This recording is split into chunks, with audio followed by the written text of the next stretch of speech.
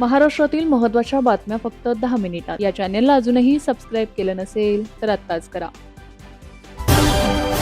राज्यात सुरू असलेल्या मुसळधार पावसामुळे निर्माण झालेल्या पूर, भूस्खलन आणि इतर नैसर्गिक आपत्तींच्या पार्श्वभूमीवर महाराष्ट्र शासन पूर्णपणे ॲक्शन मोडवर आले आहे. राज्यभर आपत्ती व्यवस्थापन यंत्रणा, जिल्हा प्रशासन, पोलीस, अग्निशमन दल, आरोग्य विभाग तसेच NDRF आणि SDRF यांच्या समन्वयातून युद्ध पातळीवर बचाव आणि मदत कार्य सुरू आहे. दरम्यान मुख्यमंत्री देवेंद्र फडणवीस यांनी राज्य आपत्ती नियंत्रण कक्षात उच्चस्तरीय बैठक घेऊन राज्यातील पावसाच्या परिस्थितीचा आढावा घेतला आहे.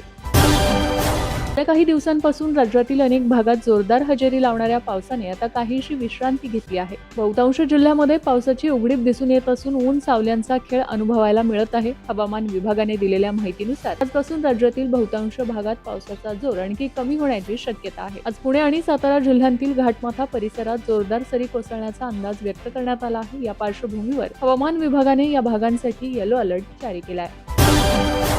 जुलै महिन्याचे पहिले 10 दिवस उलटून गेले तरीही अद्याप लाडक्या बहिणींच्या खात्यात 1500 रुपयांचा हप्ता न जमा झाल्यामुळे महिलांमध्ये काहीसा संभ्रम निर्माण झाला आहे. पण आता या हप्त्याबाबत एक महत्त्वाची माहिती समोर आली आहे. राज्य सरकारकडून लवकरच या योजनेसाठीचा निधी वर्ग केला जाणार असल्याचे समजते. 15 जुलै रोजी किंवा त्यानंतर हा हप्ता जमा होण्याचा अंदाज वर्तवला जातोय. संभाजीनगरमधून मोठी बातमी समोर आली आहे. फुलंब्रीतील सिद्धेश्वर दूध डेअरीवर FDAने धडक कारवाई केली आहे. या कारवाईत तब्बल 3500 लिटर संशयित दूध आणि दूध पावडर जप्त करण्यात आली आहे. तर 1,32,000 रुपयांचे संशयित दूध जागेवरच नष्ट करण्यात आले आहे. या कारवाईनंतर सिद्धेश्वर आणि शिवकृपा या दोन्ही डेअरींना टाळे ठोकण्यात आले आहेत. दूध मराठवाडा मिल्क प्रोड्युसर कंपनी आणि गुजरातमधील पंचमहल दूध संघाला पुरवल्याची प्राथमिक माहिती समोर आली आहे. या प्रकरणी गुन्हा दाखल करण्यात आला असून FDA आणि पोलिसांकडून पुढील तपास सुरू आहे. तुकाराम मुंढे यांनी अन्न व औषध प्रशासन विभागाच्या आयुक्त पदाची सूत्रे स्वीकारल्यापासून राज्यात धाडीचे सत्र सुरू झाले आहे. FDAच्या पथकांकडून राज्यभरात भेसळयुक्त पदार्थांवर धाडी टाकल्या जात आहेत. अनेक हॉटेलवर कारवाई करण्यात आली आहे. आता नांदेडमध्ये FDAने टाकलेल्या धाडीत चक्क पाकिस्तानी सौंदर्य प्रसाधनाचा साठा जप्त करण्यात आलाय. FDAच्या धाडीनंतर राज्यभरात खळबळ उडाली आहे. पाकिस्तानी सौंदर्य प्रसाधने नांदेडमध्ये आली कुठून असा सवाल आता उपस्थित केला जातोय. मुख्यमंत्री देवेंद्र फडणवीस यांच्या नेतृत्वाखाली महायुती सरकारने 118 वर्षांपासून प्रलंबित प्रश्न मार्गी लावत सोलापूरसाठी ऐतिहासिक निर्णय घेतलाय. सोलापूर शहरातील B2च्या सर्व प्रॉपर्टी आता फ्री होल्ड होणार आहेत. यासंबंधीची घोषणा महसूल मंत्री चंद्रशेखर बावनकुळे यांनी विधानसभेत केली आहे. या निर्णयाचा फायदा शहरातील 9000 कुटुंबांना होणार आहे. महाराष्ट्राच्या राजकीय वर्तुळातून एक अत्यंत खळबळजनक आणि मोठी बातमी समोर येत आहे. भाजपचे राष्ट्रीय सरचिटणीस विनोद तावडे आणि राष्ट्रवादी काँग्रेसचे ज्येष्ठ नेते एकनाथ खडसे यांच्यात मुंबईत एक महत्त्वपूर्ण भेट झाली आहे. या भेटीमुळे राजकारणात विविध तर्कवितर्कांना उधाण आले असून एकनाथ खडसे पुन्हा एकदा भाजपमध्ये प्रवेश करणार असल्याच्या चर्चांनी प्रचंड जोर धरला आहे.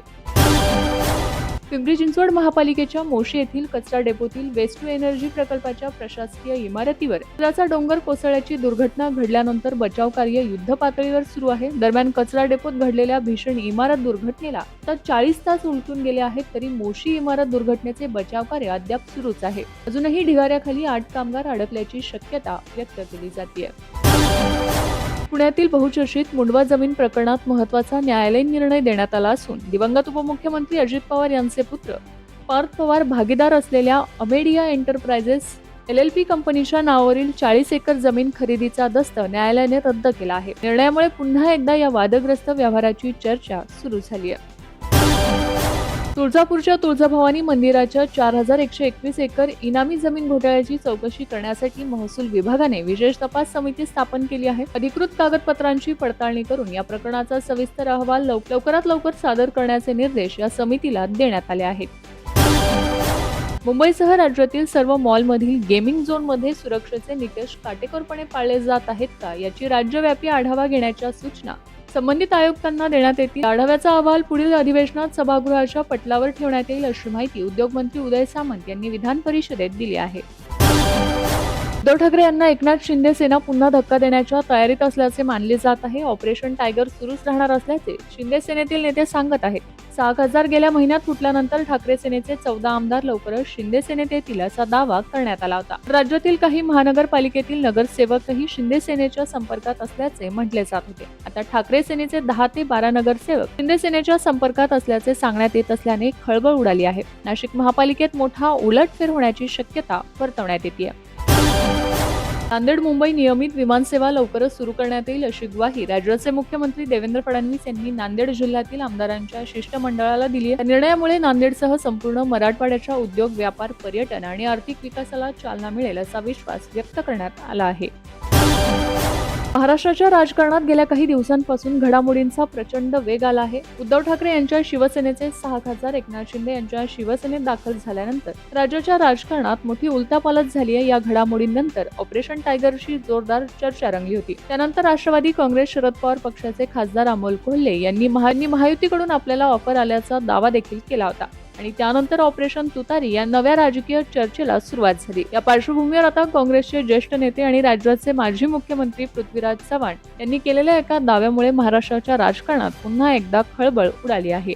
शरद पवारांच्या राष्ट्रवादी काँग्रेसमधील 5 ते 6 खासदार अस्वस्थ असल्याचं समजत आहे. पुढे कोणता निर्णय घेतील हे सांगणं कठीण आहे असा दावा त्यांनी केलाय. राज्य शासनाने प्रशासनातील कामकाज अधिक प्रभावी करण्यासाठी 8 वरिष्ठ IAS अधिकाऱ्यांच्या बदल्या जाहीर केल्या आहेत. मुंबई, पुणे, नवी मुंबई आणि छत्रपती संभाजीनगरसह विविध विभागांमध्ये नव्या नियुक्त्या करण्यात आल्या असून विकास योजनांच्या अंमलबजावणीला गती मिळण्याची अपेक्षा आहे.